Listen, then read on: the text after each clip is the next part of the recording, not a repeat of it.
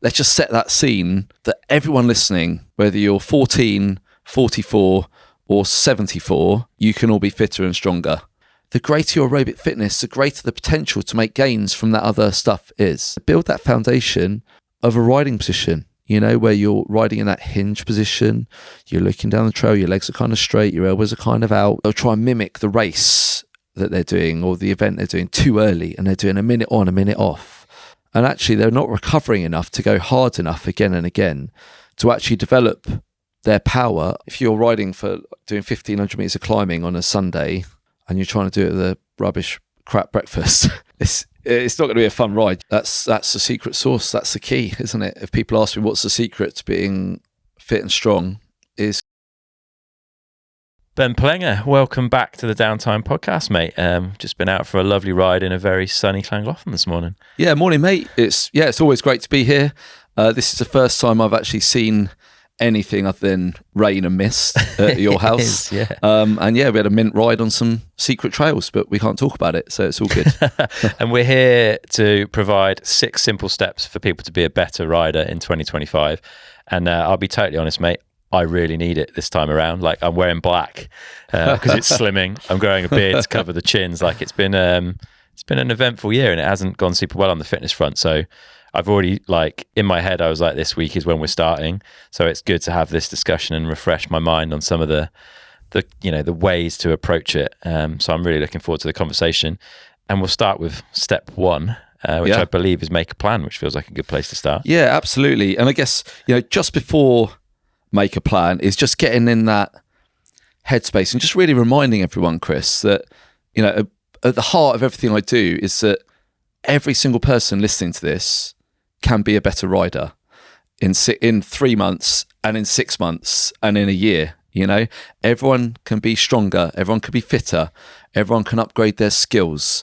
Everyone listening could probably be able to manual by Easter, and do you know what I mean? Yeah. And I think we often forget that when we think, oh, I tried it and I can't do it. But with any of this stuff, my outlook is always that consistency.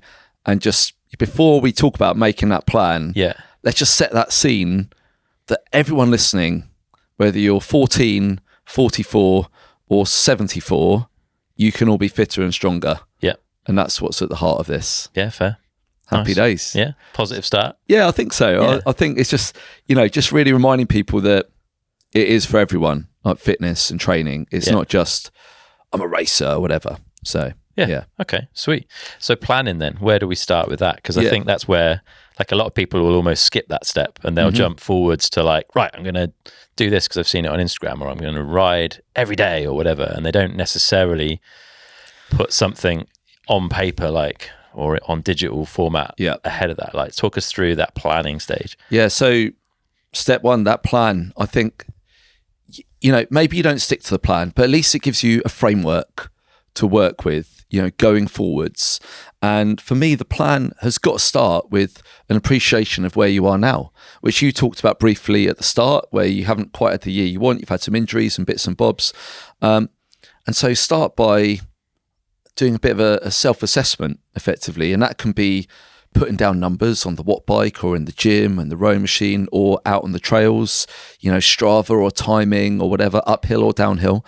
And really thinking a bit more objectively about what are my strengths and weaknesses here, and write it down. I think that's really valuable to really define it, because, I drove a few hours to get here and I put your address into Google Maps, but it doesn't give me directions until I put my starting point in.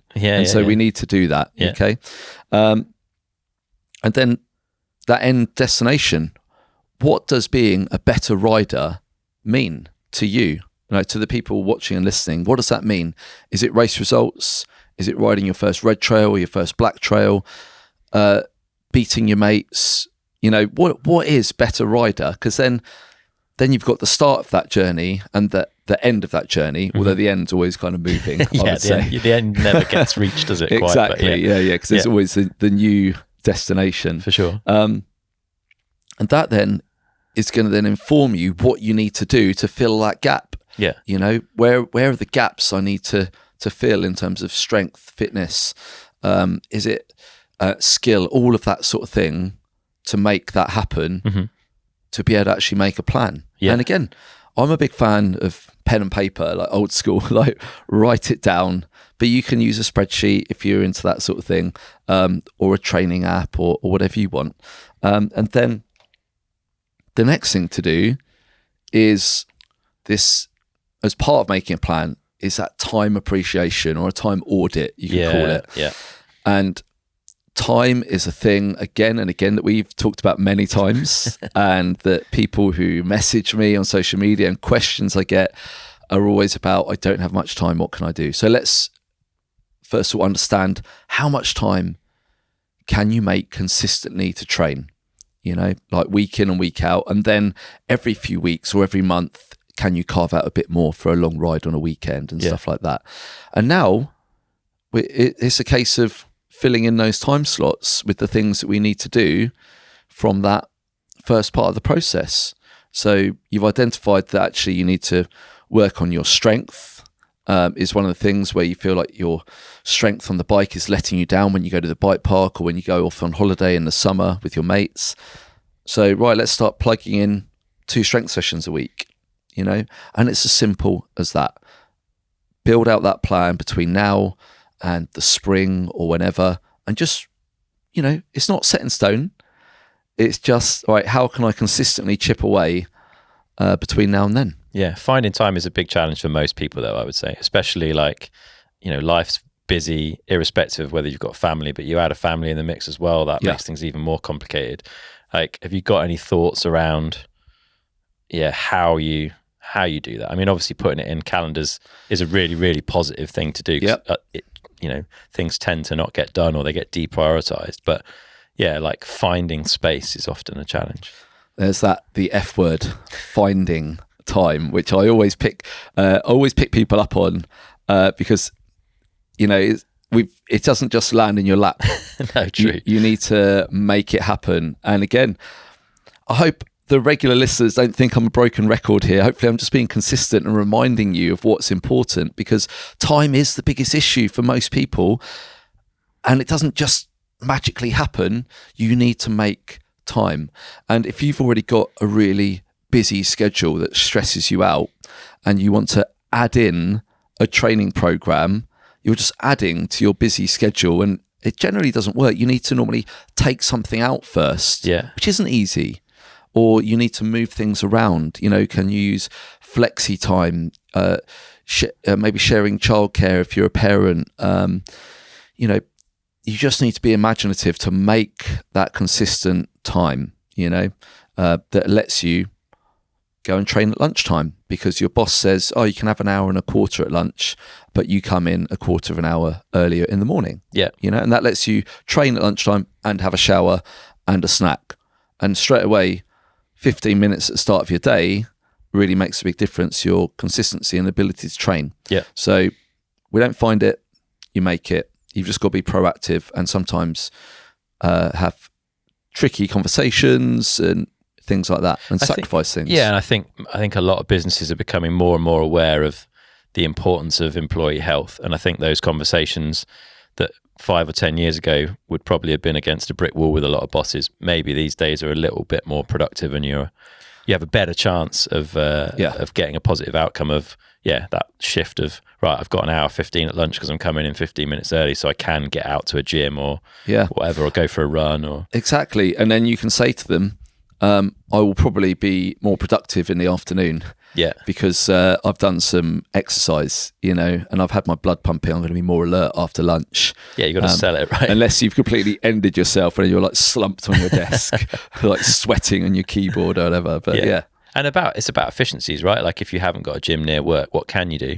Like, it's pretty easy to stick a pair of trainers and some running kit in a bag and get out for half an hour and empty the tank, sort of thing. You could do that, or hopefully find some outdoor space where you could do some body weight work. You just need to use your imagination a bit, really, and maximize the time you've got. Or you get up earlier and do some exercise first thing in the morning.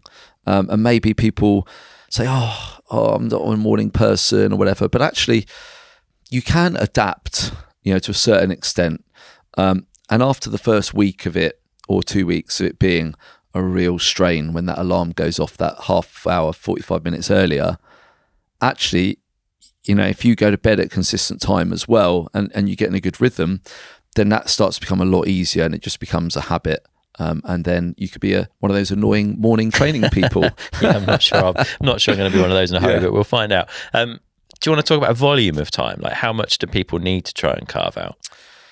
Yeah, I mean, as I always say, something's better than nothing. Yeah. I would always say we really should try and aim for 2 strength sessions a week. 45 minutes to an hour is ideal. Yeah. But again, if you don't have 45 and you've got 35, then do 35. Don't just think, Ben says I need 45 to an hour and I've only got 35, so you don't do anything. Yeah. That's the worst possible scenario. And then, ideally, you're going to get a weekend ride, like a longer ride, or uplift or whatever you're doing. And then ideally in the week, you get another 1 to 2 hours on a bike, or some sort of aerobic work to sort of top up the tank. I mean, that's what I would see as a baseline, and then around that is just moving. We're not even calling it training. It's just making sure you're getting steps in and moving and being active, and not just walking from your bedroom to the kitchen, from your kitchen to your laptop or to your car, and then into your office or whatever you're doing. And then by the end of the day, you've done 500 steps, On those other days, we still need to be moving. And 10,000 steps, is arbitrary. It could be 8,000, it could be whatever, but just not just sitting down all day. Yeah. You just got to move. I've been looking at trying to, where possible, sort of combine activities. Yep. So like, everyone's got a set of earbuds or something these days. Like if you're on a call with work and you don't need to be on video, like, can you be walking while you're on the call? Yeah. Like I quite often will do podcast research sat on the turbo trainer in the garage with the laptop on a stand above the bike. Like, how can you double up? It's not ideal, but like I'm getting better value out of that time and able to do both tasks. So I think, you've 2 really good things there. It's just, how can you be moving whilst doing something mundane, I guess. And I guess like I think people often feel that for a physical activity to be benefiting them, they need to be gassed, they need to be out of breath, they need to be tired afterwards, and that isn't the case, right? There's a lot of work at a much lower intensity which you can do while you're on an audio call or doing some other things is actually really beneficial for you. And that's just more about the bigger picture and looking after yourself. And the less you move, use it or lose it, the less you're moving, the more everything just gets stiff and tight, and your blood's not flowing. You don't recover as well from training. You're not as tired at the end of the day. Everyone says, so many people can't sleep these days. Well, if you've only done 500 steps, you're just not very tired. Yeah. And all you've done is stare at screens all day, stimulating our caveman brain with all this blue light and constant dopamine, and then we don't even move. Your body's not even tired. Yeah. You've just got to move. We're humans. We're meant to move. Yeah. And to me, that's an absolute baseline, basic thing. Yeah. I don't care who you are. You've just got to move. And I've got back into some sort of routine this week. I've done 2 days where I've done a decent hour of like zone 2 low intensity work. And guess what? Slept through the night, both nights, for the first time in a few months, where I've not woken up in the middle of the night. There you go. There you go. Straightforward. Turns out that zone 2 stops you needing a wee in the night as well. Mate, it's true. It's true. The old man bladder is thankful for it. So unexpected benefits. Yeah, nice. Should we move on to step 2 then? Yes, mate. Yeah. Build a foundation. Yes. Go for it. Step 2 of my 6 simple step plan is a foundation. And for me, it's like anything. You build a house, you build anything, you start with that foundation, and the broader and the deeper and the more solid it is, the higher it can go, and the better your fitness can be.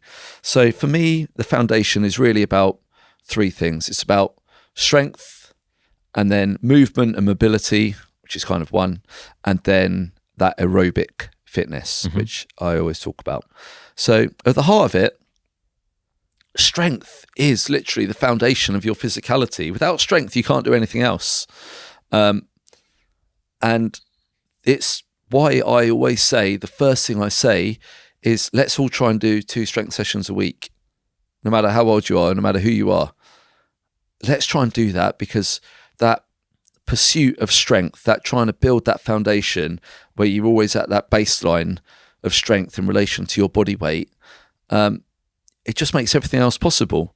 It's going to improve your endurance on the bike, and at the other end, it's going to improve your potential to be powerful on the bike.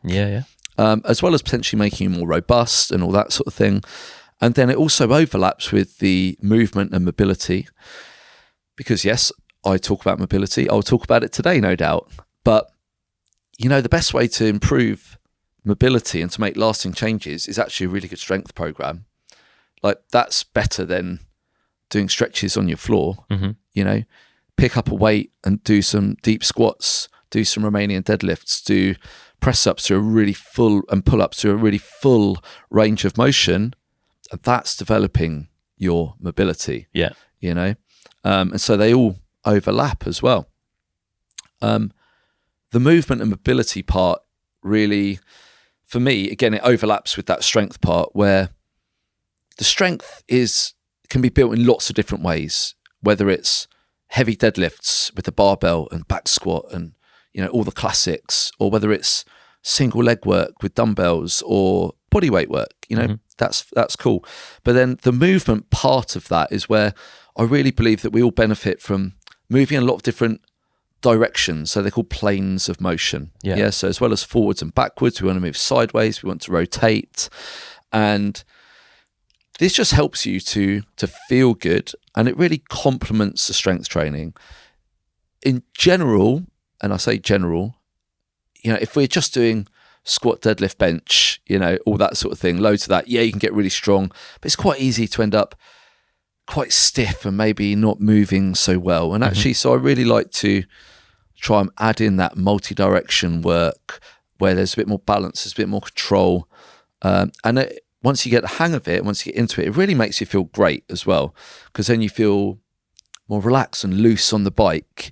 We always see, do any of the best riders look stiff on a bike? No. They might look strong, but they don't look stiff when you see the positions they get in and the way they move their bodies and their hips. So that's why I believe in that foundation of movement and mobility. And then the third part of the foundation is my old friend aerobic fitness, Chris, which again, to the regular listeners, you will always probably hear me talk about, where it's the foundation of your cardiovascular fitness, with huge benefits to your health and longevity, which is kind of separate but related to your bike, but also it gives you the ability to ride all day, to ride back-to-back days, and also to recover between hard efforts, whether that's a sprint on a enduro or downhill racetrack, or whether that's just trying to clean a technical climb on a rainy Sunday morning. It helps you to recover from those. And what it also does is the aerobic fitness gives you more potential to make gains from the interval training and the high intensity training, which we'll talk about later. The greater your aerobic fitness, the greater the potential to make gains from that other stuff is. And so when you don't do that, when you go straight to the jazzy work, the intervals, you might make some really quick progress. In fact, you will. You'll make quicker progress and you'll feel a benefit quicker, but then it will very quickly plateau and you'll be very quickly limited in what you do. Because you've not got the foundation. Because you're missing that foundation, which needs to happen. It can happen kind of at the same time, but generally I would suggest, let's just focus on it now. Let's do what we can now. We're recording this at the start of October. Autumn's a great time. Get into it before winter really closes in. Try and get that aerobic base in by doing low intensity rides. There's loads of content out there, some of it from me. There's a million aerobic videos on YouTube and podcasts about doing as much as you can, basically. It's very hard to do too much of it for most people. And this is a pace where you're able to have a conversation, but you occasionally have to sort of pause to take a breath. Is a reasonable way to describe zone 2. Exactly. So Yeah, if you're having to like break up a sentence like this, you're going too hard. Yeah. Okay, it needs to be easy, like a 3 or 4 out of 10. Yeah. Where 10 is maximal heart rate, maximum intensity. Or if you are using heart rate zones, like a 5-zone system, then it would generally be called zone 2. Yeah, which you can calculate with a Maffetone formula. Yeah, so you can use something called the Maffetone formula, which again you can find on my website. We could put a link to that. Yeah. Or you can calculate your zone 2 off of an FTP test. So if you use like a Wahoo Kicker or one, or all the different trainers have got their own versions of those tests, and they'll tell you what your zone 2 is. Or you can have blood lactate. There's a million ways to do it. Yeah, you can get spendy if you want to. Yeah, exactly. And they're all going to give you roughly that same result, basically. Yeah. But the key is, it's got to be easy, Chris, and that's where people struggle, especially like go-getters, intense alpha types who are like maybe quite into training and all that sort of thing. Is that they tend to say, "Oh, this is too slow; it can't possibly work," which is wrong. Swallow your ego, do the slow work. You'll be faster in the long run. I literally guarantee it. Yeah. I've said this 100 times. I've fought with riders over this, and I'm not one for saying like, no, I'm right, but I was right. I'm right. The science doesn't lie, right? The science is crystal clear. Yeah. It couldn't be clearer. And look, and I get it where people say, I've only got so little time, so why not just do the high intensity work? The bang for my buck. I'm like, I get that. And it feels like you've really done something with your time. But like I said, you'll just stop making progress after a while. And, and maybe that's fine. Maybe you feel you're at a level you're happy with and it's part of your week. It feels good to do it. You get some stress out. That's cool. But if you actually want to make progress, then you've got to do this work, like as and when you can. Yeah. As and when. And it's about volume, right? So if you can get a couple of hours of that done a week, great. Yeah. If you can get an hour done, still great. Like as much as you can. Like you can't do too much of it, I think. I think the most people watching and listening are going to struggle to do too much of it.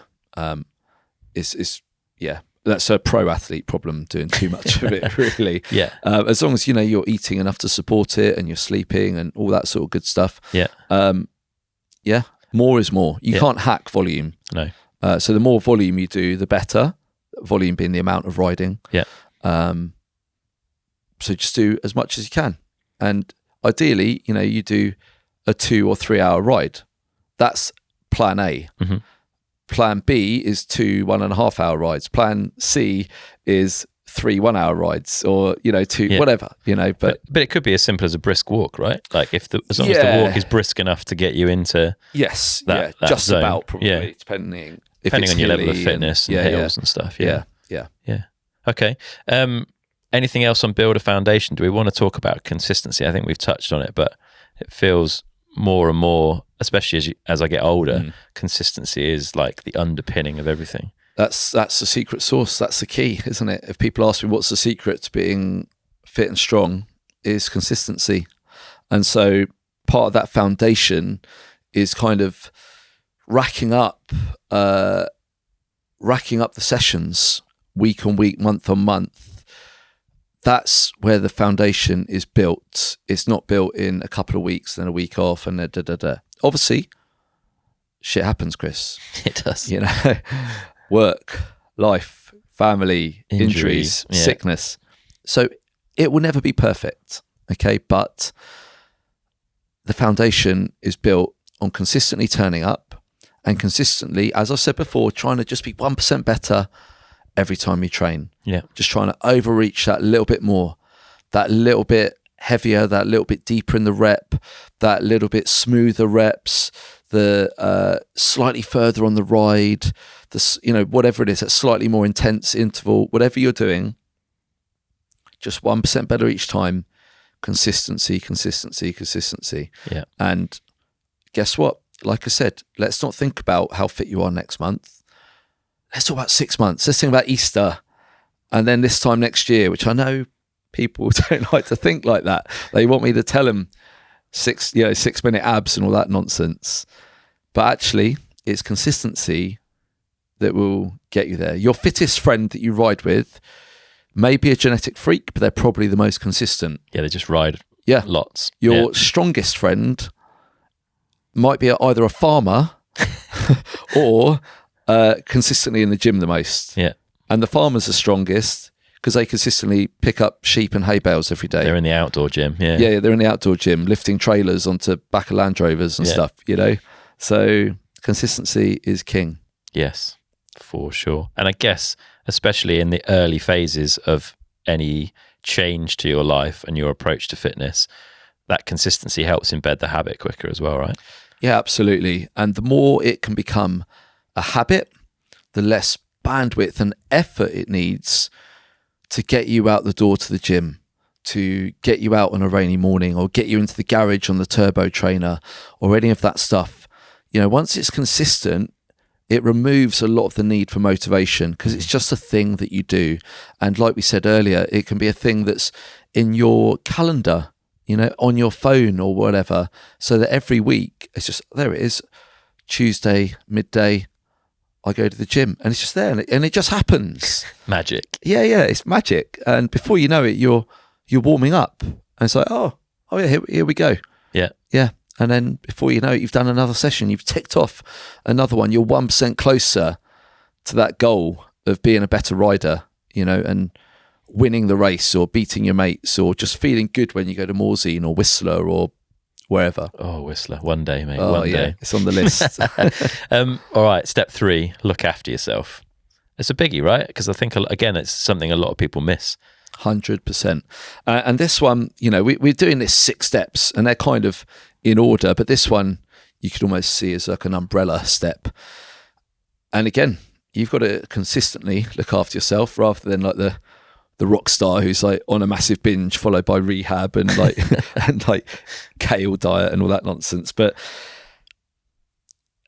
none of this really works unless you're looking after yourself. And looking after yourself is kind of simple. It's eating a real food, balanced, varied diet with enough calories to support the training you're doing, with enough protein to support the training you're doing, mostly made up of real food and not full of processed nonsense. And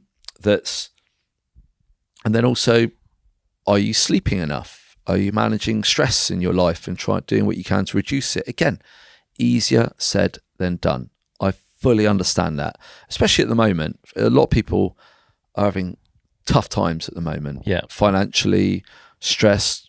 I know loads of people in the bike industry have lost their jobs and stuff. And Ben saying, be less stressed. It's not helping. It's not helpful, is it? But let's do what we can. Let's control the controllables. Yeah. And that starts by eating well, trying to go to bed at a consistent time and waking up at a consistent time, moving, as we talked about earlier, getting your steps in, consistent training. You know, it all overlaps because nothing's in isolation, Chris, you know. And so what are the main stressors in your life, and can we do anything to change it, to mitigate it, to remove them, or just to manage it better with some breath work, with talking to someone more, talking to someone in your family? I'm not saying you have to go and pay for therapy. Like, we all get these BetterHelp bloody adverts on every podcast I listen these days and stuff. But yeah, maybe that's the route for you, you know? Because the happier and healthier you are, the easier this whole process gets. Yeah. To be fitter, to be stronger. And it's something that I've experienced in my life as well. When I feel like, you know, I'm self-employed, I have been for 13 years now, 11 years nearly, doing the Strength Factory.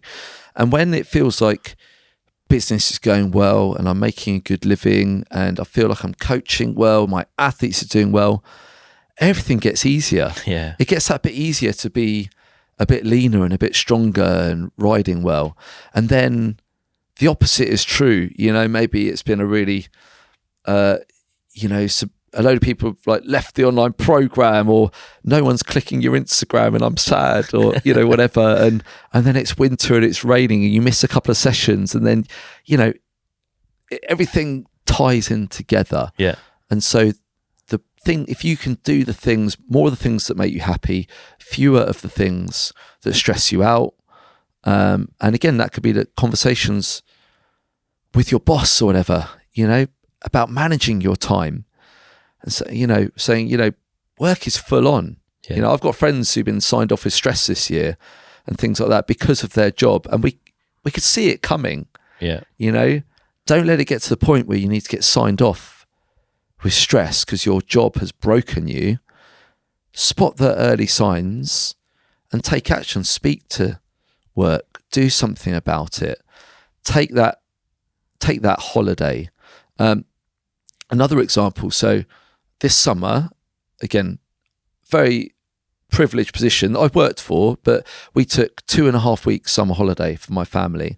And I knew that I needed for my head and for my family to properly log off. And I'm a one-man band. And you worry, oh God, 2 weeks without checking my emails and all this and that and the other. My business is going to implode and I'm going to lose all my clients. But actually, I paid someone, a very nice lady called Holly, who's like a virtual assistant, to cover my inbox while I was away. And I had to pay some money. And all my athletes knew I was going. All my online clients knew I was going. And I went. And after 3 days of nearly checking my email and just managing to stop myself, like, I should just check in once. I was like, no, Ben, don't fucking do it. Don't do it. I completely unwound and I was just present with my children and with my wife. And I came back just so refreshed and lighter. And I was like frothing. Yeah, ready to go. Get back to work, to coach, to get in the gym. And it was the best money I spent. And guess what? My business didn't implode. It was all right. It was fine. Yeah. And to all the people who've got jobs who think they work for someone else, it's not even their business, and they think they can't log off for their family holiday, and if you're checking emails on your family holiday, it's not a bloody holiday. Yeah. Do it for yourself and for your family and for your well-being. And yes, this is going to help you be fitter for riding, because I know I've drifted off, but nothing is in isolation. Yeah, it's that headspace and the bandwidth to train and exactly add things in. Because when you're happy and you're not stressed, it makes eating well easier. When you eat well, you're not maybe overweight. Like probably quite a few people listening to this are probably carrying a bit of weight they don't want to, and they get up hills and down hills quicker and safer if they weren't. Yeah. And eating well is a lot easier when you're happier and less stressed. Yeah. And then guess what? Your riding's just improved.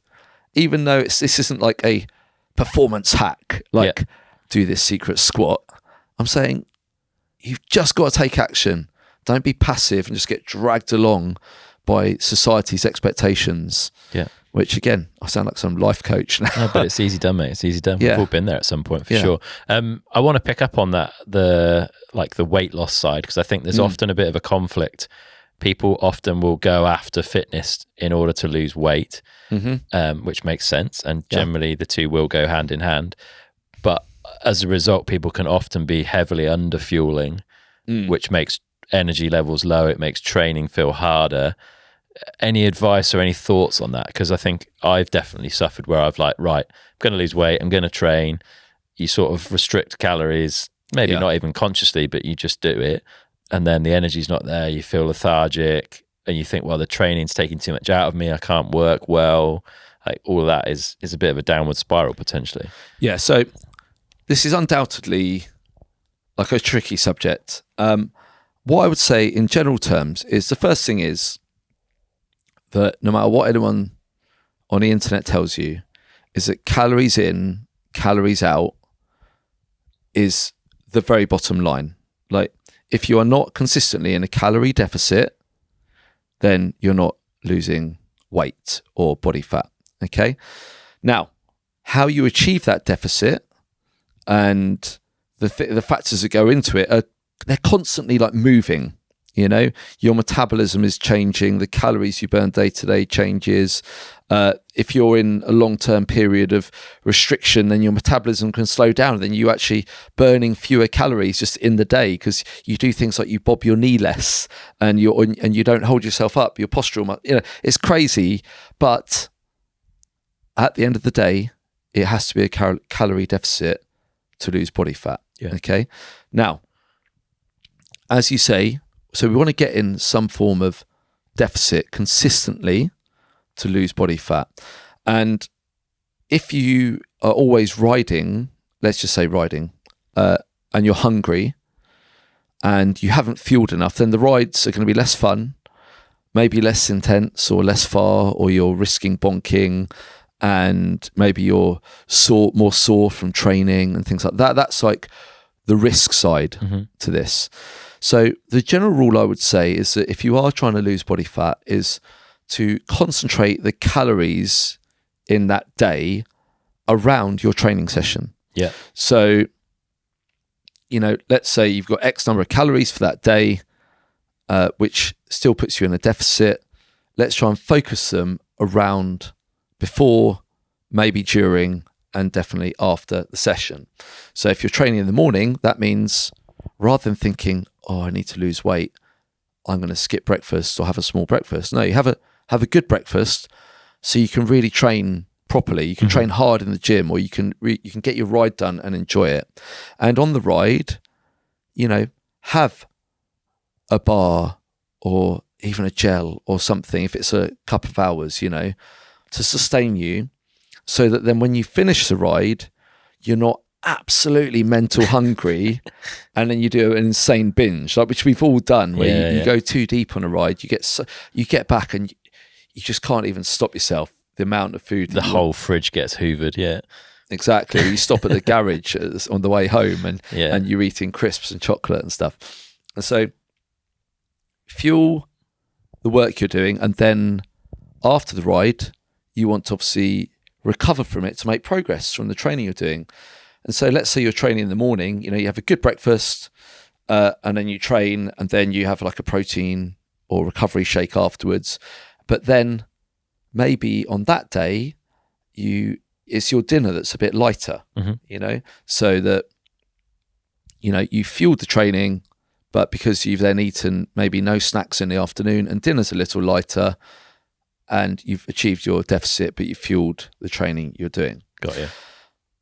The other way to think about it is if you're an inactive person, as we just talked about, not getting enough steps and stuff like that, then actually to get in a calorie deficit, you really can't eat much at all. Yeah. So if you're inactive, then to get in a deficit, maybe you're only eating 1,000 or 1,200 calories in a day. To get in a deficit is like 80 kilo man. Yeah. Whatever the number is. And now all of a sudden you've only got 1,000 calories to get the protein you need, and also all the vitamins and minerals you need as well. And so you've now got a lot smaller opportunity to actually give your body the things that it needs. On the other hand, if you're training and if you're active, you're getting your steps, or you're doing a ride, or you're doing the gym and all of that stuff, and now all of a sudden you could probably eat 2,000, 2,500 calories in a day and still be in a deficit.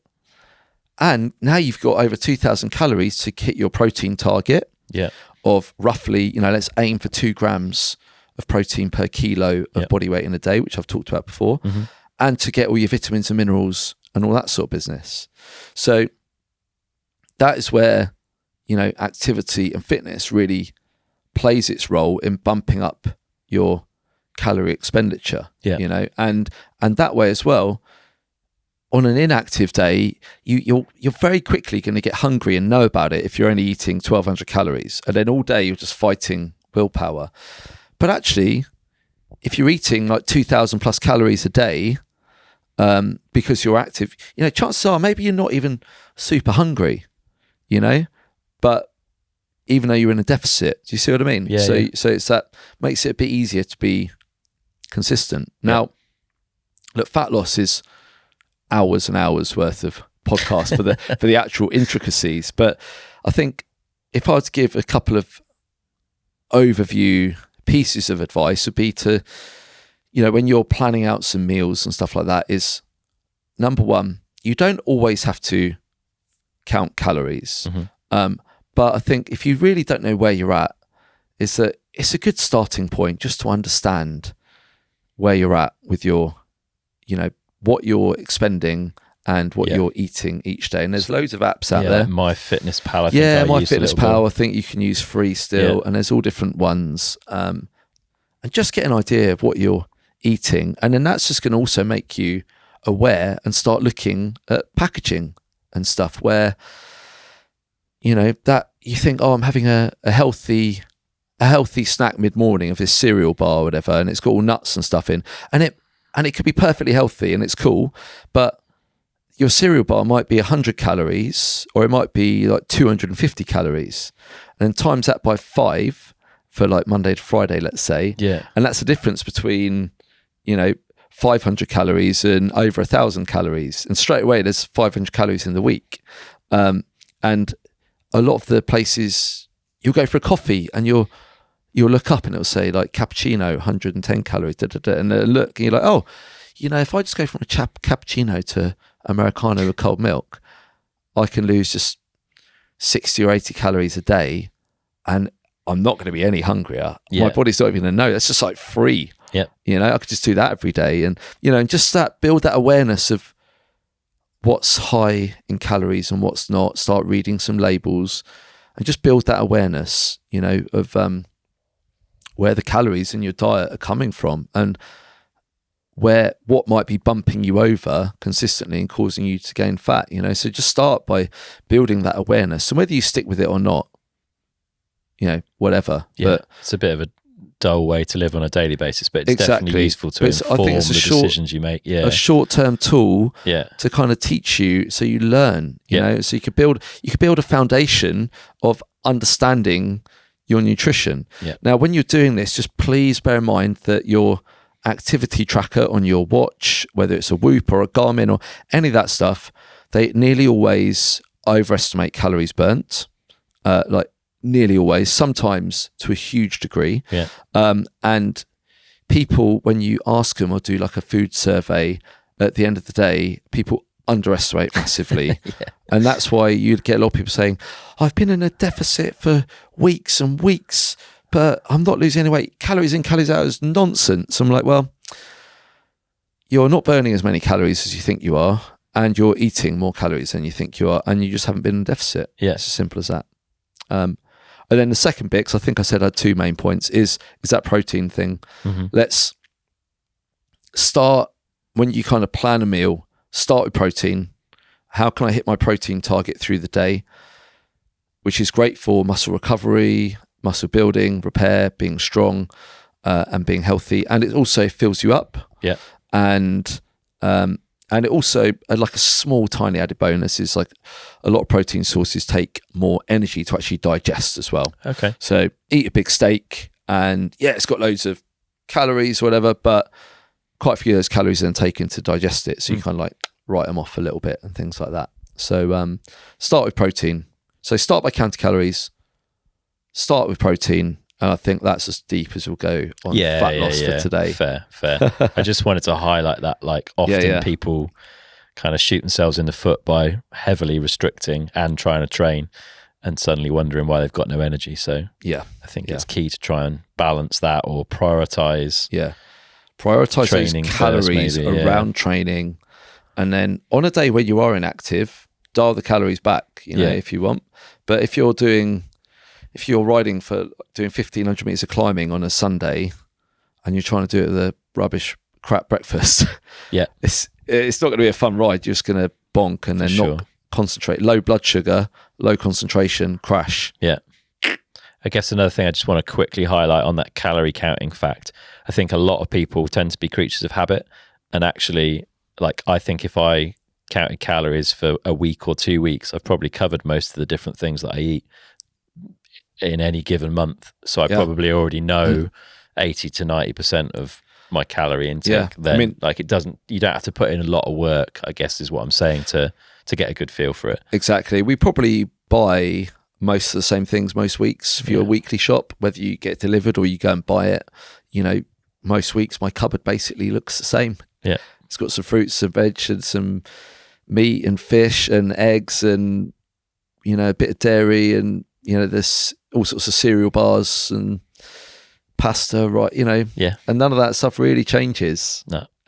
So it sounds like a horrible thing to have to do, but actually probably a couple of weeks of using those apps or something to get a bit of a feel for it will help. And even if you don't use an app, just start looking at some labels, because actually you probably don't need to track the calories in some carrots and stuff. That's not the problem. You know? Just start reading labels. Yeah. Okay. Step 4, add intensity. Oosh. Now we're talking. Here we go. The fun stuff. Okay. So again, with this, you can do things very much in order. Okay. As we've talked, or you can kind of sprinkle it around a little bit more, you know, depending on how you wired up. I mean, I like to do the foundation first. It just makes sense, and then add the intensity on top. So we'd be talking more in the new year, you know, if we were talking now. But that intensity, what I'm really talking about is more like the on-bike stuff, the interval training and sprint training and that sort of thing. But also in the gym as well, you know, once you've built that foundation and you're feeling strong, you're moving well, you've got good technique because you've been practicing, then you can make your strength training more intense as well, primarily by just lifting a bit heavier stuff. You know, basically, that's the best way to make things more intense and create more training stress is upping the weights and things like that. And then we can also do things like more conditioning work and things like jumping on the rowing machine and all that disgusting stuff in the gym or your garage and things like that. But if we start with the interval side of life, Chris, which is, I'm sure everyone basically knows, but it's basically where you do a period of high intensity work, anywhere from maybe 30 seconds up to 20 minutes or possibly longer, followed by a period of lower intensity recovery.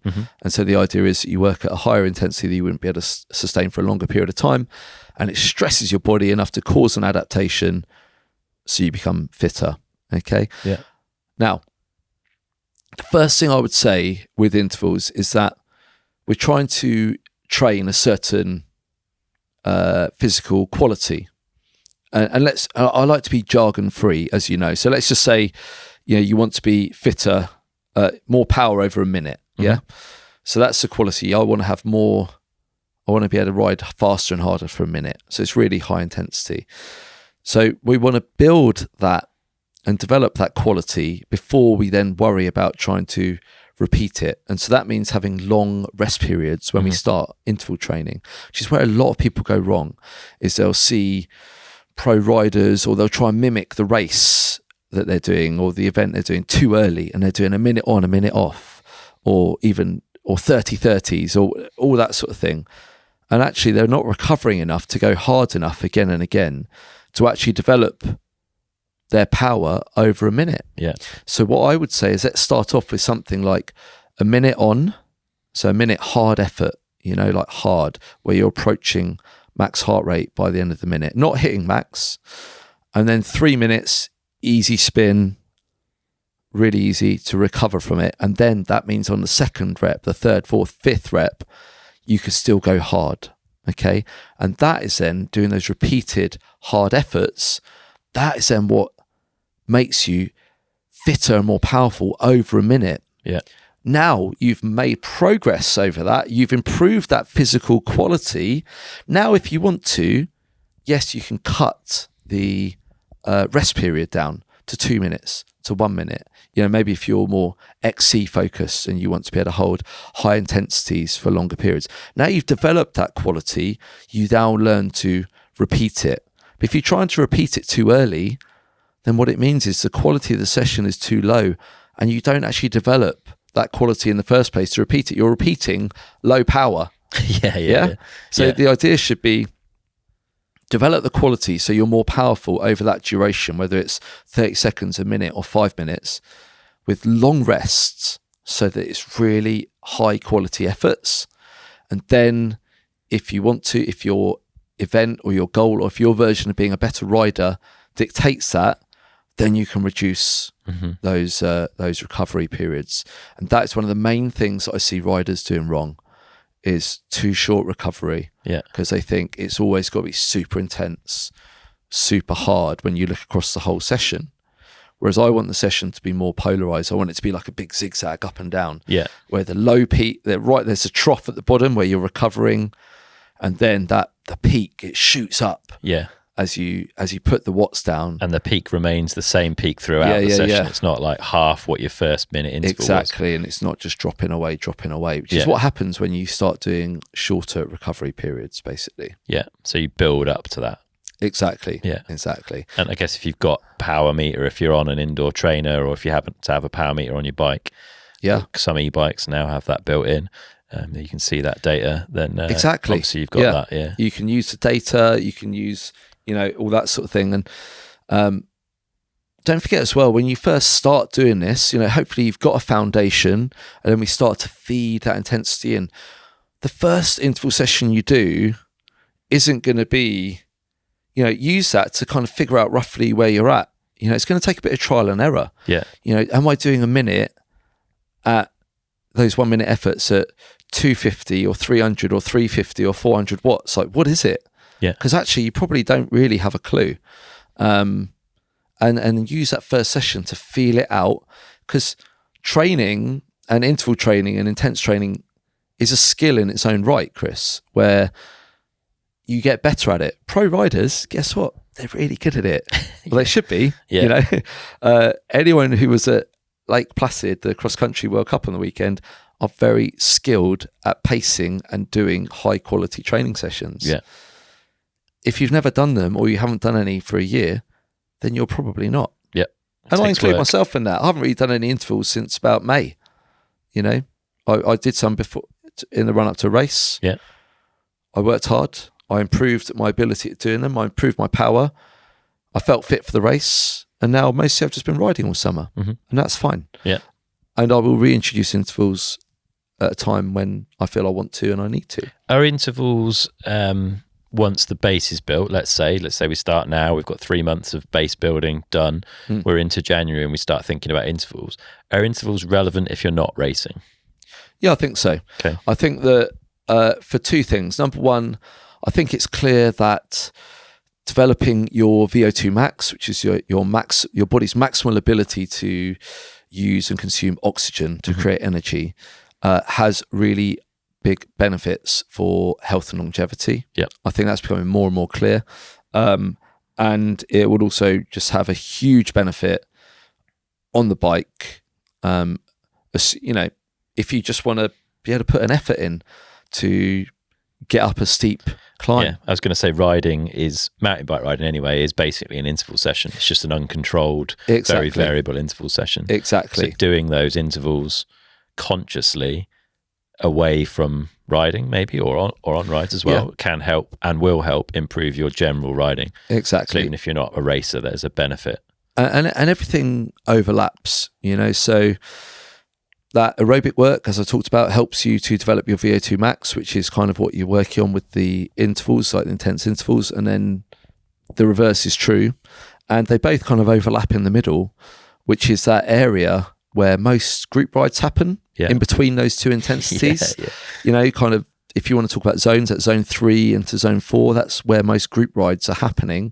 And they both overlap. They're like concentric circles to benefit the riding that most people listening probably do on a weekend with their friends, where you're pedaling up a fire road or a technical track or a trail centre, and you're working fairly hard. You're breathing, you're sweating, it's uncomfortable but not a complete beasting. They both overlap that zone to make that ride either a bit easier or a bit faster. Yep, makes sense. Should we move on to step 5? Have we covered enough on intensity? Have we got something? Yeah, I think so. I think the other part of intensity, is that sprinting. Okay. Where I think this is something that people often miss out, especially as they get older, is, especially if you don't race, and even if you do race, I think a lot of people don't really know what it feels like to truly sprint your bike, like the BMX at the Olympics. Yeah. Like you see the riders, whether actually all of it, cross country, enduro and downhill, like you see those top riders when they truly commit to sprinting their bike. Yeah. It is full commitment. And I don't think most riders do that. Okay. I think on an average ride, maybe they'll put a little, in inverted commas, sprint, maybe to get up to speed into a trail. But it's like a soft sprint mostly. Yeah, it's like a 7 out of 10 sprint. Yeah, not a 10 in out of my 10. opinion, and now I can't speak for everybody, and maybe I'm wrong. It's just a bit of an observation. And then I really think that we all would benefit from doing that work to be more powerful, just to give you that extra little gear, to change speed on the trail. And a sprint has to be in your training, it needs to be maximal. So you basically can't do proper sprint training, I believe, standing sprint training on a turbo trainer with a road bike on it. It'll just twist too much, feels like something's going to snap. Yeah. You can do it on like a heavy indoor bike, like a watt bike or Concept 2 and all that sort of thing. But really it's best to do it outdoors. You don't even need to go anywhere. You can probably just do it up and down your road, or in a car park or on a fire road. And what I always say to people is, imagine you're getting chased by a tiger. Yeah, it's all in. It's got to be all in. So make sure you're in a good gear for it, and that your chain's all lined up. And you need to be gentle with your gear changes. You need to wear a helmet. Yeah. Because if you slip a gear or your chain breaks, you're definitely going over the bars because you're all in. Yeah. You're full gas. Yeah. And we probably want to sprint from 5 to 10 seconds. Yep. Where you're just trying to rip that bike apart, Chris. And then, like I talked about earlier, the recovery needs to be long. And I'm talking more like 5 minutes now, between a 5 and 10 second sprint, which sounds mental. Yeah, no. 5 minutes for 5. Yeah. But if you want to sprint, do good quality sprints, then that's what your body truly needs to recover from that effort. What's the benefit here from these like super intense short efforts then? Why do you want us to add that in? I think that, number one, it's useful on the trail. I think, for the racer, I think it's more obvious. Yeah. More watts gives you more potential up a little climb or out the start gate or whatever. It can separate you from other riders for sure. Yeah. And I think for the everyday rider, I just think it's part of being a well-rounded rider to a certain extent. And also, I'm going to talk more about maybe power training in the gym as well, is that I just think it's a good thing for your body and to be a well-rounded human to do explosive movements where your body moves quickly, which is something that a lot of people don't do after maybe they stop playing sport as a teenager and you're no longer doing sprints in terms of running. Like you don't maybe run to play football or, whatever you were doing before.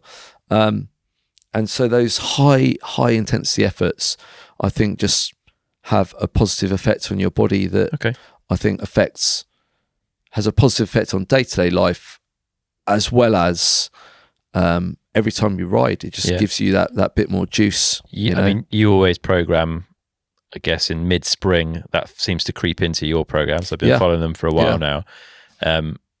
I quite enjoy that. The explosive stuff is not hard generally, but like it's not enjoyable. It shouldn't burn. Yeah, which is good. But with it comes a sort of a sense of lightness. I don't know, in day-to-day life. I can't really explain it, but there's definitely I feel more. I don't think agile is the right word. It's a lightness to my step. I know what you mean. It's like an athleticism, I think. Yeah, maybe. Which is quite hard to say. Yeah.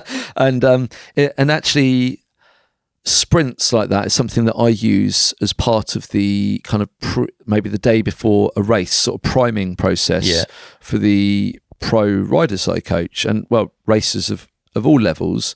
Is like the day before I get them to do like an easy spin, flush the legs out, feel good, do some cutties, whatever, and then get some sprints done, because it just makes you feel good. Yeah. You're like, oh yeah, I'm like powerful, I'm athletic. And you may not feel like that at first, but you can make quite quick adaptations to this, especially if you've never done it before. Yeah. And that's the beauty for anyone listening who's never trained, whether it's in the gym, on the bike, or doing sprints, is that when you've never trained before, you've got such great opportunity to make quick progress.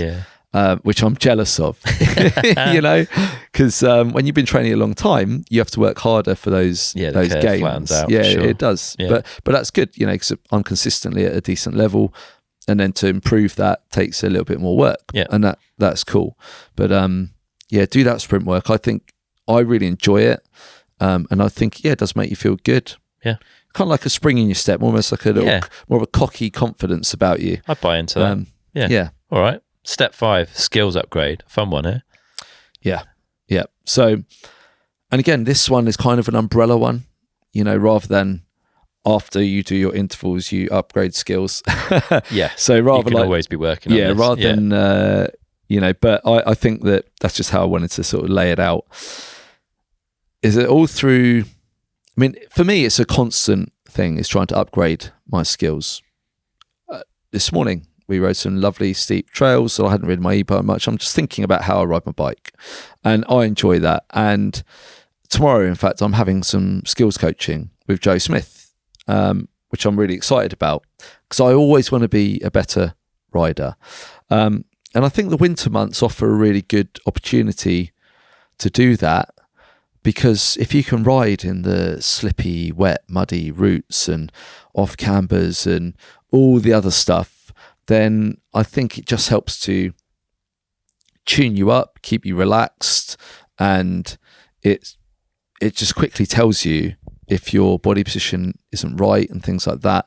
And so try and ride the stuff that you're no good at. That, you know, that trail that, I never ride that, it's got no flow to it, it's all funny. Well, it's got no flow probably because you're not riding it very well. There's probably someone else who rides that with a bit of flow and rides it really well. So, you know, go and ride the stuff that you find difficult and unnatural, and maybe uncomfortable. Maybe it's on the edge of your comfort zone, and ride it with a friend, so you stay safe, and maybe you see how they ride it, and their confidence rubs off on you and things like that. And so get some coaching. You know, I've said it a million times, I'm a massive believer in skills coaching. I've had it, I've benefited from it. Loads of my friends and riders I coach continue to benefit from it. And there's more and more good quality coaches. There's more now probably than there ever have been. For sure. Geographically. And, you know, there's more opportunities for good coaching. And if you can't afford coaching, there's actually some really good coaching on YouTube. Yes, there's some great stuff. There's some really good ones out there. Ben Cathro's stuff that he's done has been really good the last few years. Yeah, exactly. Where you can go out and say, right, have a goal for the ride, whether it's on your own or a group ride. The goal for this ride is today I'm working on braking, you know, and you don't even have to tell your mates you're right. It doesn't have to be a big thing. It doesn't have to spoil your ride and make it a training session. You could just be riding with your friends on a weekend. But today I'm really just going to focus on braking better, which normally, for me at least, means braking a bit earlier. And more composed and setting up better. And the side effect is usually carrying more exit speed. And before you know it, I'm riding calmer, faster, smoother, because I'm focusing on braking. Or it may be something I like to encourage. Maybe this is a bit more for the racers, but you know, when you look at any turn, you've basically kind of got like the main line, which tends to be the most rutted and ridden in, and then maybe there's actually more of a race line where the better riders are setting up wider, and maybe it's a little tricky to get onto, and then they sort of tip into it.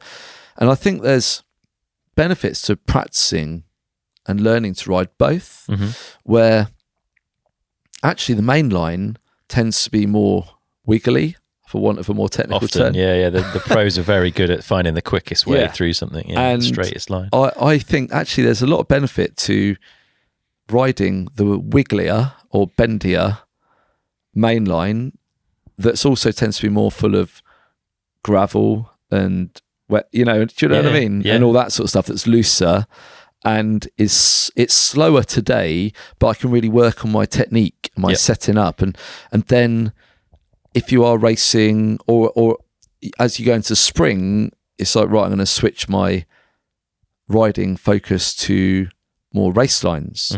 And when I go riding, I'm going to try and set up wide. I'm going to open up turns. I'm going to be up on that bank up there. And then you realise when you go riding with someone who's really good, they're not just up the bank, they are up the bank. It's a whole nother level where they are. Yeah. And you don't even know until you've ridden with some of these people. And the way they approach a corner is completely different to how you do, and then how they link a series of corners. So I think I've maybe become a bit unclear there, but basically go out on a ride and think, right, today I'm on the main line and I was going to do main line with confidence and execute it as well as I can. Yeah. On another ride, I'm thinking, no, I'm off the main line. I'm on the race line. I'm on the Bruni line, or as best as you can, and have a focus. Right, today I'm going to focus on dropping my heels and riding straighter legs. Something I've been working on recently, because it's easy to sort of squat down and your back moves back, your bum moves back. Terrible. Right, I'm going to stand taller and drop my heels more. This is what I'm currently working on. Or, bloody looking at my front wheel again. I'm the worst for that. The classic. Yeah. So I'm going to lift my head up. Today I'm going to work on one thing. I'm going to lift my head up. Yeah. And you can work with friends. You can film it. You can just think about it. There's so many different ways to upgrade your skills. And then off the bike as well, I think we kind of covered it, but just making sure that, if you are increasing the intensity in the gym, and if you are really making this consistent, then get some coaching in the gym as well, or something if you can, or really spend some time and just make sure you are really dialed in with that form, which hopefully you're already on top of. As part of that foundation building is learning to train. Yeah. Learning to move, learning to squat, to do a press up, to do a dumbbell press, to do whatever you're doing, a deadlift, and just sort of, right, I've committed to this now. I've been training. Let's just really double check. Let's use a mirror, use one of my online programs. Come and see me. Come and see your local coach, and making sure that the skills are upgraded. And this is, there's a big safety element to that as well. But I guess having the right technique, you're going to make better and more applicable gains in what you're doing as well, right? And I think the safety thing applies to both the gym and the training side of coaching and the on-bike one as well. Yeah. Is that when you've got a good technique in both, you're a safer athlete in the gym and you're a safer rider on the trails. Yeah, for sure. And the building a foundation part of being a good rider, a good skilled, competent rider, the foundation is that basic body position that many people who've ridden for a long time, and I would put myself in this like a few years ago, like 5 years ago, I've been riding a long, long time, but I'd never had coaching, and my basics, my fundamentals, they're a bit shit. Like, there's no other way to put it. And I didn't even know it really until you started. Right, I fell in with a really good group of some very good riders who've dragged me along until now I'm a similar pace. And things like Roots and Rain photos, which are a great resource.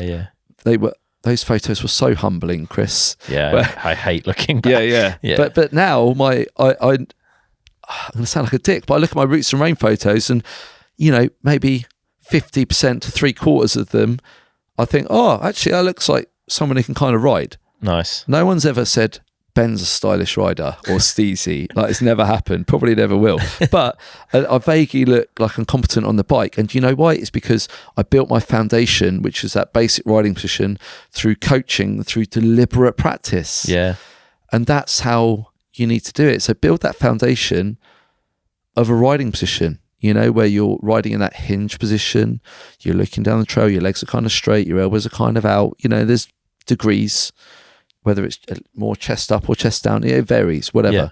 But build that foundation that then lets you upgrade the skills. Because if you don't have if you don't have that, then it's going to really limit your ability to upgrade your skills on the bike, basically. Fair. And just to sort of touch back on what I just said in terms of the skills upgrade is, if you are the fastest rider in your group always, then it's really limiting. Find some new friends. Yeah, ditch your slow mates and get some new ones. But yeah, it's really limiting. Or, you know, riding with faster people is one of the best things you can do. Yeah. Now, again, there's limits. Like, I've been riding over the years. I sound like a dick again, but I've ridden with loads of pro riders over the years. Riding with them is zero use to me. Yeah, you don't see them after the first turn. Yeah, they just drop me in a turn. You know, maybe two if I'm having a really good day, and to them that's just like a chill. They're not even trying. Yeah. But riding with people who are at the next level to you, or who consistently beat you by 10 or 20 places at a race, or they're always waiting at the bottom for 20 seconds. Riding with those people is really useful, and pay attention to what they're doing and ask. Yeah. I'm always a right nuisance on a ride. Where are you going in that turn? Yeah. Where are you going and how are you doing that? Yeah. And some of them, to be fair, are bloody useless. They don't have a clue what they're doing or how. They're just riding it. They like grew up on motocross or whatever they, you know, and they've always just been able to do it. And other riders, they very much know what they're doing, and they can give you some quite useful intelligence on how to do it better. Yeah, big gains to be had from that for sure. Yeah. So ride with faster people, and if you don't know anyone, then your local bike shop is probably your friend. Yeah, there's always that shifty looking mechanic in the back of the bike shop who's really fast. He's rapid, yeah, and very low key. But they might be able to help you out with it. Nice. All right, step 6 then, the last step. Get specific. Yeah. So this stems from one of the, I guess, principles of training, and this is training across any sport you can think of, is that as you approach the event or the goal, your training should become more specific to it, which is why I talk about building the foundation now, because that's less specific. Yeah. That's your general physical prep. And then as we move towards, for a racer, towards the season, your training should more closely resemble the racing you're doing. If you're not a racer and your version of being a better rider, which is what we're talking about today, is more general, it's maybe riding your first red trail or black trail or a holiday or whatever it is. It's then thinking, what are the specific demands of this thing that I'm working towards? You know, if it's a tangible thing. Yeah. But maybe with a specific date.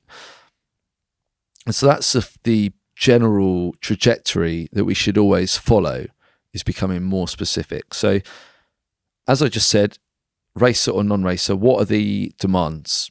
If it's UK downhill, it's like 2 to 3 minute, you know, with a little sprint at the start, maybe a little fire road sprint in the middle, but that's it. You know, enduro will have its own demands.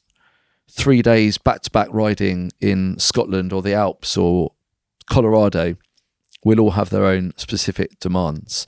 And so understand that, which hopefully you did at the start of this process anyway. Yeah. And now how can we get closer to that in our training? So in the gym, we can start to do more things like conditioning work, which is a fancy word kind of for like circuit training, where we can combine maybe the exercise bike or row or ski or the assault bike, also known as the devil's tricycle, with, you know, higher rep movements like body weight or, you know, whatever, exercise, squats, lunges, press ups, pull ups, all that good stuff.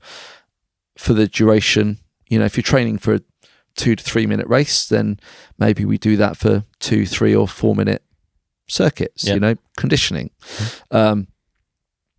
Similarly, on the bike for intervals and things like that, Chris, we spoke earlier on about develop the the quality, and then learn to repeat it. So if you're maybe more XC focused, then you would certainly then move more to something like 30 seconds on, 15 to 30 seconds off, you know, but you'd repeat that for 20 minutes or half an hour even. Very race specific. Yeah. In enduro, maybe, you're doing a bit more varied. You could do some, 5 to 15 second sprints, followed by 30 seconds off, followed by a 5 to 15, Yep. So lots of repeating, and for 3 to 5 minutes, you do that. And so you can be very creative. And there's kind of all the classic sessions, that you can find. This is the best session for you can just make some up, Chris, Yeah.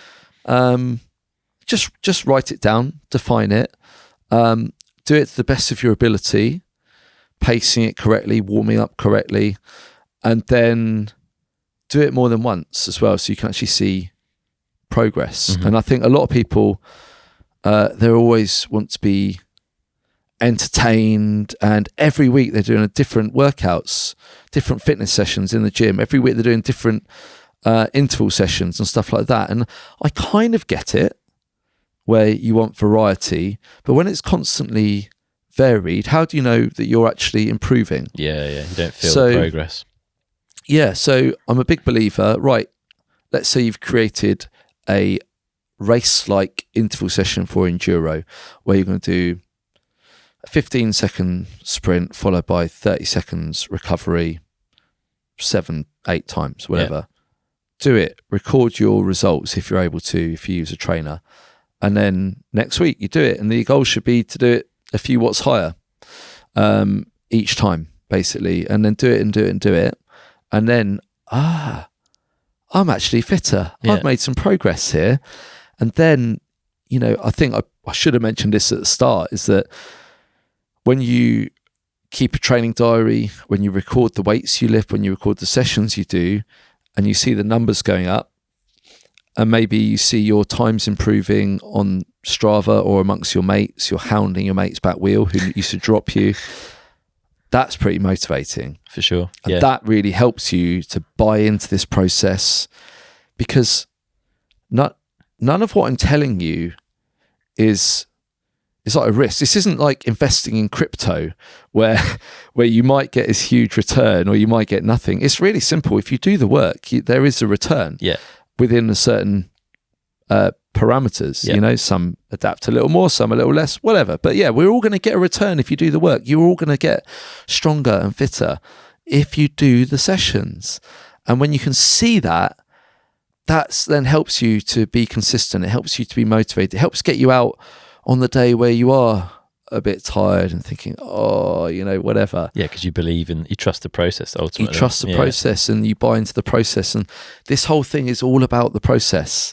And when you get on board with the process, when you invest in one of my training programs and you feel the benefits, you're like, and that's why people stay on my programs for years at a time.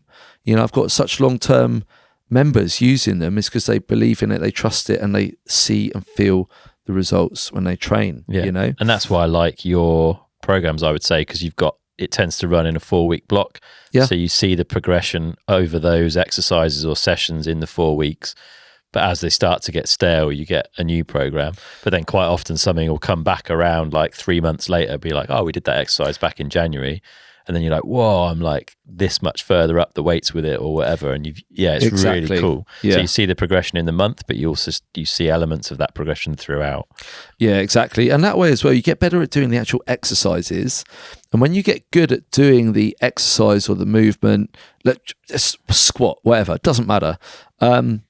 And you need to spend less time thinking about how to do it. You can just do it and do it really well with a heavy weight, or do it fast, or whatever it is on the program for that day, And so getting more specific just really prepares you for the demands. And I think that, we talked about the intervals and conditioning in the gym. We can also do things on the bike as well, because at the end of the day, that's what we all love, isn't it? For sure. Like, we love that riding. And I always urge people to do a race simulation, at least one, where you practice you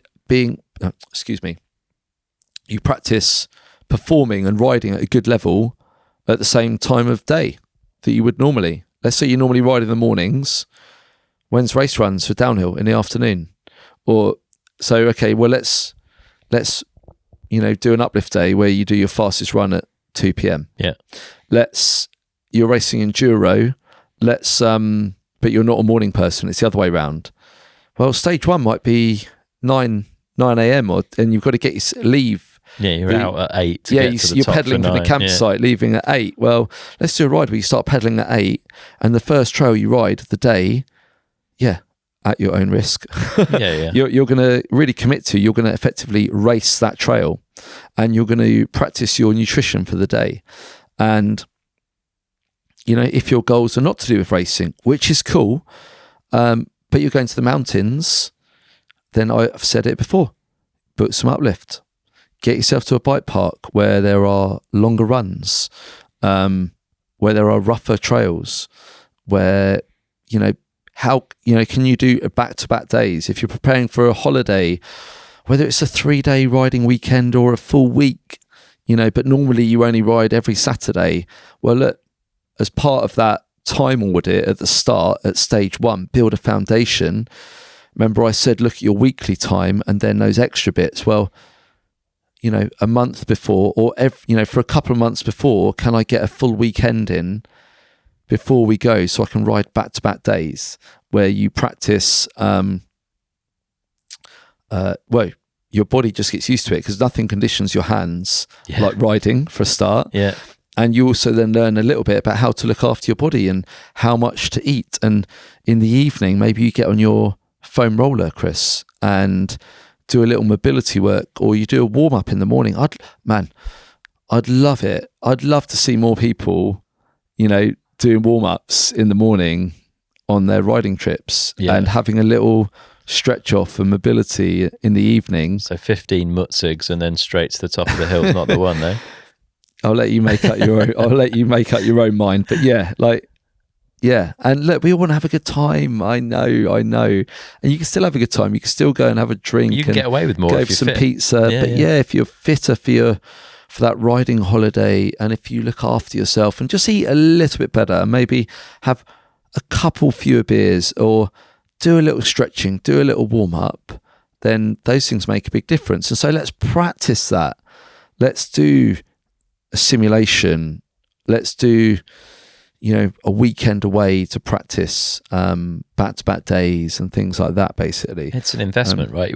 All these things, racing costs a lot of money. Going away to the Alps costs a lot of money. Yeah. You get more out of it if you can put that little bit more into the prep, right? Yeah. It's an investment of time to get more for your money when you get to the end game. Exactly. And it's fun as well. If you can kind of swing it, that you get a couple of extra back-to-back weekends, or you take an annual leave day and you ride a Friday, Saturday, because then you've got the Sunday with the kids or whatever. There's lots of different ages listening, but it doesn't mean that these things aren't fun. I'm not saying your race simulation day can probably still be a really fun day, especially if you do it with some friends and you all do it together. Yeah. We did it with me and Si did it for when we competed in EWS. Yeah, of course. We just took a couple of days, went up to Tweed Valley, just did 2 big days riding, similar scale to the race. We weren't like racing, we were just doing big rides that were the right size, and testing out nutrition, all that kind of stuff. Yeah. Found some issues, had a couple of good days, fixed the issues for the race, away you go. Yeah, test and adjust. Yeah. Because I remember at the time, actually, because I recorded a podcast with you when you still lived in Leeds around that time, and we rode with I'm sure we went riding with Si as well, I think, potentially. And and we had a good chat about it. And so and it works. And because one of the other things to remember as well is that one of the kind of golden rules of racing, but anything like this, of that big weekend in the mountains, is you don't try anything for the first time at the race. Yeah. So race day or that riding trip isn't the first time to see what happens when you have 5 caffeine gels. So I think we all know what happens. Get close to the toilet. Yeah, exactly. You're like a jittery wreck. So if you want to have 5 caffeine gels or go full Roan and Dunn and have 3 Red Bulls before your run, then practice it, next time you go to the bike park and see what happens, Yeah. And maybe then you tone it down to 2 Red Bulls or 3 gels or whatever, because I think once you get that stuff dialed, you can just go with a bit more confidence. You can be confident in your body, in your bike, because we haven't talked about that. It's not really my wheelhouse, but that helps you get your bike set up and prepped and, all that sort of stuff. Maybe in your simulation days, you ride a bit harder and find, I don't know, you're banging wheels and you need to get some impact in there or something, or whatever it is. And then you can go there just feeling confident that I'm going to just go and enjoy this, and I'm going to achieve my goal. I am a better rider now than I was 6 months ago because I've consistently done this work. I've built my foundation. I've been looking after myself. I've got my plan, and maybe I didn't stick to all of it, but mostly I did because I've been fairly consistent. And I've had some intensity. I've worked on my skills, and finally I've done that specific work, that icing on the cake. And you know what? I'm as dialed as I can be now. Yeah, there's a confidence that comes with that for sure. Yeah, which and that's a great. pays off. It's a great feeling. It's a great feeling. It is. And when you've had that feeling where you're confident in your body and your skills and your bike, it's like, it doesn't mean you're going to win, but you're just probably going to do your best. You're going to ride at your potential, Chris, and that's the goal, isn't it? Yeah. That's the goal. 100%. Riding at your potential. 100%. And I mean, like we said, there's a lot of resources out there. There's huge amounts of information. There's many coaches across physical and bike skills and all this kind of stuff. You obviously offer a lot on the training front. I've enjoyed your programs a lot over the last few years, and will continue to work, especially this winter, to try and catch up what I've lost over the last year or so. But yeah, if people do want some help, like, how would you explain your offering, kind of what areas that covers? And I think you've got some pretty nice discount codes for downtime listeners as well. Yeah, I always like to look after the downtime listeners. So they've been good to me over the years, and I'll hopefully continue to come back and waffle about training and stuff like that. So there's two main things that I would like to offer the downtime listeners to help you just be a better rider, basically, whatever that means to you. And the first is my complete mountain bike program. And this is a subscription program, and it's a bit more performance focused, more for the younger listeners who may be a bit more racing. And it is a gym based program, so you do need gym access. And that's a monthly, but not solely gym based, we should say, right? There are bike sessions and other bits and pieces. Sorry. So it's not just the strength exactly part. So the complete part of it means you've got your intervals, your riding, mobility, and then the strength stuff does need a gym, although a lot of people do it in a home garage gym. It's fairly straightforward like that. And that's like I said, a monthly subscription. It's normally $49 a month, but for you guys, I've got a special offer that's going to make that first month only $10. Nice. Now, which is 80% off, which is pretty bonkers. And you get a 1 week free trial to try it out before you get billed or anything, which basically means that the first 5 weeks is $10, $2 a week. It's less than a coffee. Yeah. And if you're wondering why it's in dollars, it's because the app that I use is American. I haven't moved to Vegas or anything. My wife won't let me. And so it makes it a bit of a no-brainer. It's just crazy value, and it's completely covered anyway. You can get your $10 back if you don't like it. Okay. If you don't get results, if you don't get fitter, if you don't feel like you're moving towards your goals, then you can email me and I'll refund you. Okay. And it's very unlikely, but it's as simple as that. Okay. And then the other option I've got is my over 40s program, which I launched on here 3 years ago now. Yep. Which, as it suggests, is more for the more like midlife riders, like the mums and dads, a bit more time pressed. And you can do that either in the gym or at home with your body weight. Okay, which really makes it workable for people who are short on time, with really minimal kit, just some bands basically. And it's more of a gradual approach, a bit kinder to your body, a bit lower impact, a bit less training volume and soreness, so it's a bit easier to recover from, and like I said, more gradual. Okay. And again, covered by a money back guarantee, and that is a 20-week program, but you get lifetime access to it. So if you don't do all 20 weeks in a row, that's cool. You can spread it out over a year, or you can repeat the program. It's up to you. And I'm running that at half price, which I've never done before. Fair play. But all the bikes are at half price. All the jerseys are half price. Everything in mountain bikes. So I've been swept along with that, and we're doing 50% off until and both of those run until the end of the month. Okay. The code for both we'll put in the description, obviously, is DTIMEPOD. Okay, DTIMEPOD, no spaces. All capital? All capitals, but yeah, that doesn't matter either way. Yeah. And that will get you your discount. Nice. And the website is? thestrengthfactory.uk. And it's thestrengthfactory.uk, not .co, just .uk. And we've got links up for all of that. It's on the programs tab. And it lays it all out. There's videos explain what they do and how they work. And if you've got any questions, just drop me a line on the contact form of the website or on social media.